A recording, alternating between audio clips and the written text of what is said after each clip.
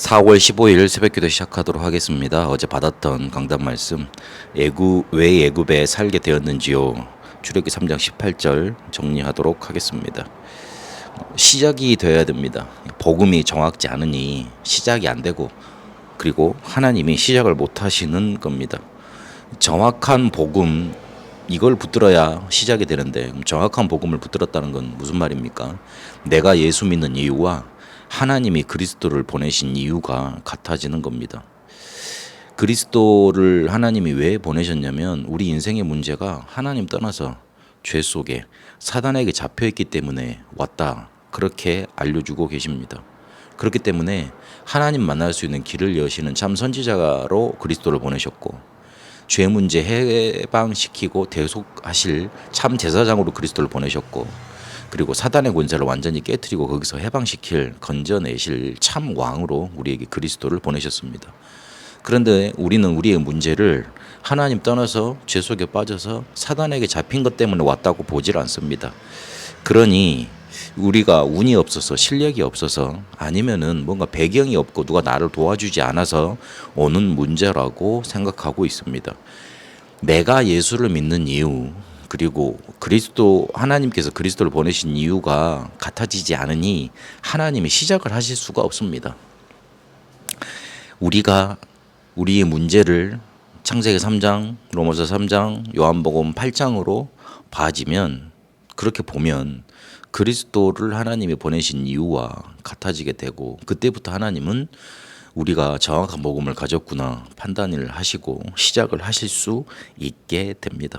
제자들에게도 이 그리스도를 제대로 고백한 그 순간부터 예수님이 가장 중요한 걸 알리시고 시작을 하셨습니다. 왜냐하면 하나님은 우리의 끝을 정해놓고 부르셨는데, 이 끝을 정해놓고 우리를 이끌어 가셔야 되는데 시작이 안 되고는 그 끝으로 가실 수가 없기 때문에 그렇습니다.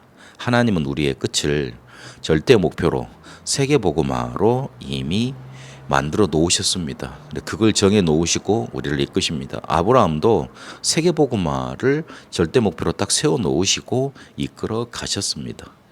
이스라엘이 원래 사명이 그거였습니다. 어떻게든 이 복음이 시작되어야 했습니다. 그래서 한 민족, 한 나라에게서 시작이 돼야 됩니다. 그런데 그 당시 때 가장 세계의 중심은 가나안 땅이었습니다.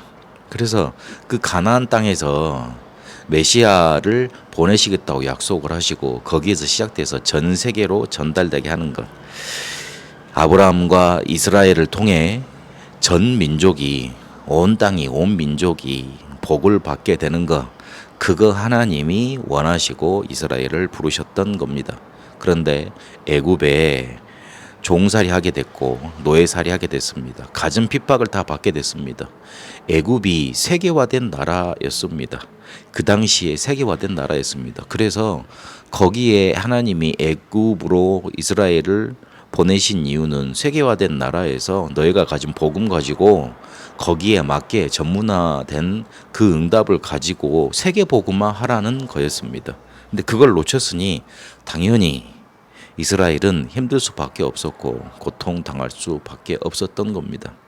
거기에 관심 가지지 않고 그냥 나 이렇게 살면 잘 되겠다, 그렇게만 봤으니까요. 끝을 하나님이 세계복음화로 딱 불러 놓으시고 정해 놓으시고 이끌어 가시는데 그것만 놓쳤으니까요.